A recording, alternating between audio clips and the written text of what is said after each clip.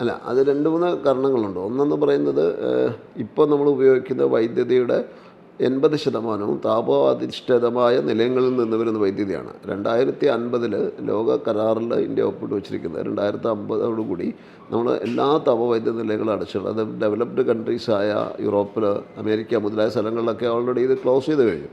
അപ്പോൾ നമ്മൾ ഇവിടെ ഈ 2050 ഈ ഇന്ത്യയിൽ സോളാർ ഡിവിഷൻസിന് വേണ്ടിയിട്ട് എല്ലാ താപവൈദ്യുത നിലയങ്ങളും ക്ലോസ് ചെയ്യുമ്പോൾ വലിയൊരു 80% വൈദ്യുതിയുടെ ഷോർട്ടേജ് വരുന്നത്. അപ്പോൾ അങ്ങനെ വരുന്ന സമയത്ത് ആ വൈദ്യുതി കണ്ടുപിടിക്കാൻ വേണ്ടിയിട്ട് ഇപ്പോഴേ അതിനൊരു സംവിധാനം നടത്തിയേക്കുള്ളൂ. അപ്പോൾ ഒരു പൗരൻ എന്ന നിലയിൽ ഈ ഗ്ലോബൽ വാർമിങ്ങിന് എഗൻസ്റ്റായിട്ട് പ്രവർത്തിക്കേണ്ട ആവശ്യമുണ്ടായത് ഒരു കാരണമുണ്ട്.